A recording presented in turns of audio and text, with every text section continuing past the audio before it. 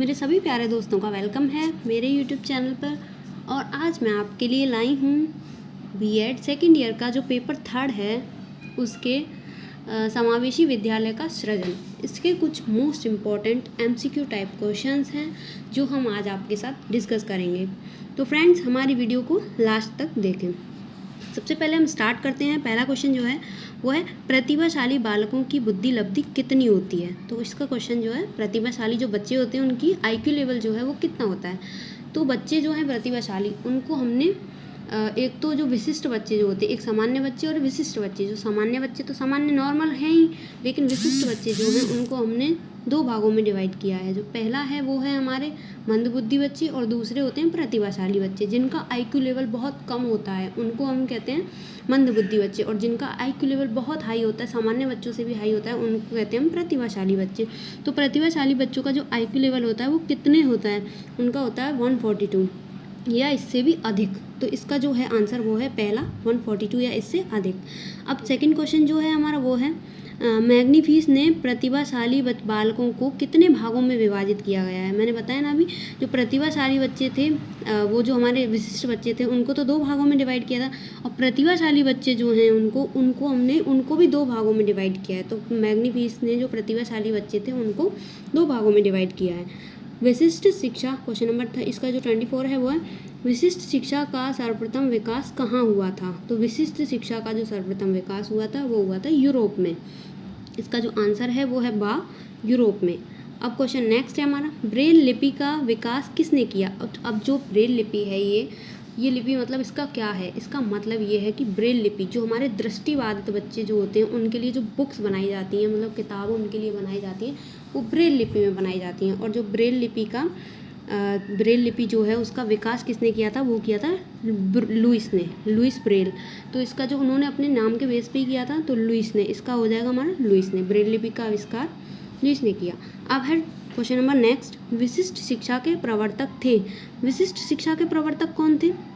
तो विशिष्ट शिक्षा के जो प्रवर्तक थे वो थे हमारे इटार्ड। कौन थे, इटार्ड। हमें याद रखना है विशिष्ट शिक्षा के प्रवर्तक इटार्ड थे। तो दा है जो इसका आंसर सही है।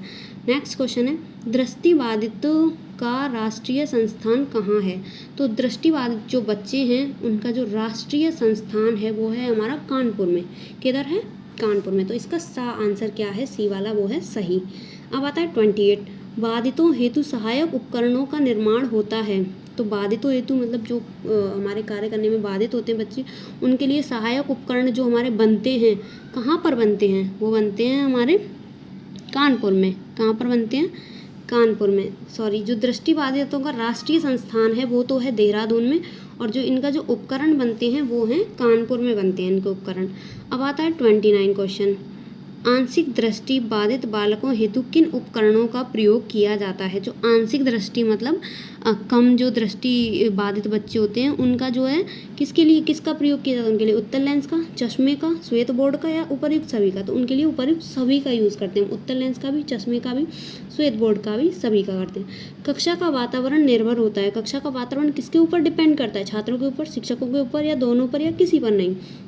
तो सबसे पहले अगर हमारे शिक्षक ही क्या क्लास को कंट्रोल में करेंगे तो सारा हमारा जो एटमॉस्फेयर है क्लास का वो कैसा रहेगा, उन्हीं के ऊपर डिपेंड करेगा, टीचर्स के ऊपर। बच्चों के ऊपर तो बाद में करेगा, पहले तो टीचर्स के ऊपर ही डिपेंड करता है। तो इसका जो आंसर होगा वो होगा शिक्षकों के ऊपर, बा वाला इसका आंसर बी है जो वो है सही। अब आता है नेक्स्ट क्वेश्चन, बालकों के मानसिक विकास के लिए आवश्यक है। बालकों के मानसिक विकास मतलब मेंटली जो डेवलपमेंट होता है बच्चों का, उसके लिए क्या इंपॉर्टेंट है, घर का वातावरण, विद्यालय का वातावरण, सामाजिक वातावरण, उपर्युक्त सभी। तो इस बच्चे के लिए क्या है, बालकों के विकास के लिए हम घर पे भी हमारा एटमॉस्फेयर अच्छा होना चाहिए, कोई झगड़ा वगैरह क्लेश जो मतलब जो बच्चे को मेंटली क्या करे, डिसऑर्डर करे, ऐसा कुछ भी काम नहीं होना चाहिए घर पे।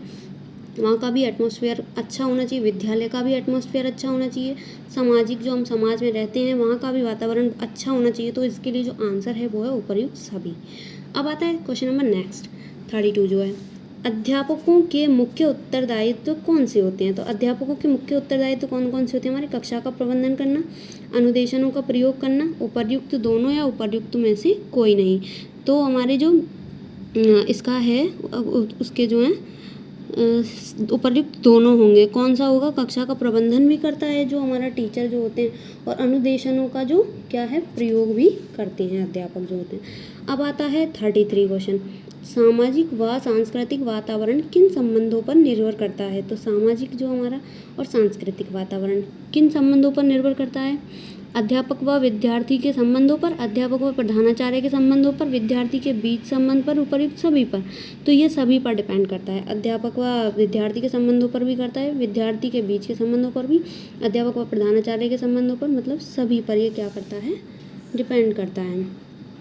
अब आता है हमारा नेक्स्ट क्वेश्चन, शिक्षण में प्रबंधन का कक्षा प्रबंधन की सामान्य सहायक सामग्री कौन सी होती है? कक्षा प्रबंधन जो होता है उसकी सामान्य सहायक सामग्री कौन सी होती है? प्रयोगशाला परीक्षण, क्षेत्रीय कार्य व शैक्षिक भ्रमण, स्वतः अध्ययन या तुलना, उपर्युक्त सभी। तो इसकी जो है हमारी कक्षा प्रबंधन जो होते हैं उनकी कौन कौन सी वो होती है हमारी सहायक सामग्री?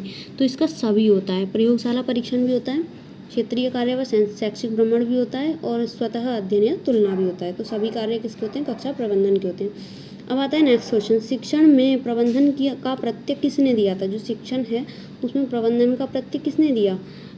आ जो है हमारा B.S. ब्लूम ने, या हर्बर्ट ने, थर्ड सी है जो हमारा वो है I.K. डेविस ने, और जो द है हमारा वो है ग्लेसर ने। तो किसने दिया था? ये दिया था I.K. डेविस ने। तो इसका आंसर हो जाएगा हमारा सी वाला जो है इसका हो जाएगा आंसर। अब आता है हमारा नेक्स्ट पे, कक्षा प्रबंधन का मुख्य निर्धारक होता है। कौन होता है कक्षा प्रबंधन का मुख्य निर्धारक? भौतिक, उपर्युक्त सभी होते हैं। इसका कौन होते हैं? उपर्युक्त सभी, मनोवैज्ञानिक, सामाजिक सभी होते हैं इसके। कक्षा का वातावरण किस तरह का होना चाहिए? तो कक्षा का वातावरण कैसा होना चाहिए? मानवीय होना चाहिए, प्रजातांत्रिक होना चाहिए, दोनों ही होना चाहिए, उपर्युक्त में से कोई नहीं होना चाहिए। तो इसका कैसा होना चाहिए? दोनों ही होना चाहिए, मानवीय और प्रजातांत्रिक भी। कक्षा कक्ष में शिक्षण प्रबंधन के मुख्य सोपान कितने होते हैं? कितने सोपान होते हैं कक्षा कक्ष में जो शिक्षण प्रबंधन के होते हैं? हमारे 4 सोपान होते हैं। कौन कौन से होते हैं? 4 सोपान होते हैं। इनके बारे में भी हम नेक्स्ट वीडियो में पढ़ेंगे। अब 39 है क्वेश्चन, भारतीय पुनर्वास परिषद की स्थापना किस सन में हुई? तो भारतीय पुनर्वास परिषद की जो स्थापना हुई थी वो हुई थी 1986 में। शिक्षण में पुनर्वास उपयोग किस रूप में किया जाता है? तो वो किस में किया जाता है? हमारा शिक्षण कौशल के रूप में किया जाता है। वाह है इसका भी आंसर। अब आता है नेक्स्ट क्वेश्चन, अनुदेशात्मक प्रक्रिया का ज्ञान आवश्यक है विशिष्ट अध्यापकों हेतु, सामान्य अध्यापकों हेतु या दोनों हेतु? तो अनुदेशात्मक जो प्रक्रिया है उसका ज्ञान दोनों हेतु आवश्यक है, विशिष्ट और सामान्य अध्यापकों दोनों हेतु। शिक्षा की अनुकूल प्रक्रिया का ज्ञान एवं कौशल आवश्यक है किसके लिए? सामान्य शिक्षकों के लिए, विशिष्ट शिक्षकों के लिए, दोनों के लिए या किसी के लिए नहीं? तो दोनों के लिए। विशिष्ट शिक्षकों के नहीं, विशिष्ट शिक्षकों के लिए ही क्या है इसका? शिक्षा की अनुकूलित प्रक्रिया का ज्ञान एवं कौशल आवश्यक है। पुनर्वास परिषद रोजगार में कितने प्रतिशत आरक्षण दिया गया है? तो पुनर्वास परिषद रोजगार जो है उसमें कितने प्रतिशत आरक्षण दिया गया है? उसमें दिया गया है हमारा 3%। कितना दिया गया है? 3% आरक्षण दिया गया है। विशिष्ट या असाधारण बालक वे होते हैं जो औसत से भिन्न होते हैं, यह कथन किसका है? तो विशिष्ट या असाधारण बालक हमारे कौन से होते हैं? जो औसत से भिन्न होते हैं। यह कथन किसने दिया था? तो ये दिया था हमारे जरसील्ड का है, टेलफोर्ड का है, सावरे का है, उपर्युक्त सभी का है। तो ये कथन हमारे उपर्युक्त सभी का है, ये सभी ने दिया था। अब क्वेश्चन नंबर हमारा लास्ट है, वो है प्रतिभाशाली बालकों का व्यवहार किस तरह का होता है? हंसमुख होता है, प्रसन्नचित्त होता है, अपनी उम्र से अधिक कार्य करने का। अब जो प्रतिभाशाली बच्चे होंगे जिनका IQ लेवल बहुत हाई होगा तो उनका तो हंसमुख भी होगा, प्रसन्नचित्त भी होंगे, अपनी उम्र से अधिक कार्य भी करेंगे जब वो हैं ही तो प्रतिभाशाली, उपर्युक्त सभी। तो इसका जो है आंसर वो होगा द, उपर्युक्त सभी। थैंक यू फ्रेंड्स, हमारी वीडियो होती है कंप्लीट। अगर आपको पसंद आए तो हमारी वीडियो को लाइक, शेयर, कमेंट ज़रूर करें और हमारे चैनल को सब्सक्राइब करें और ऐसी ही वीडियोस पाने के लिए।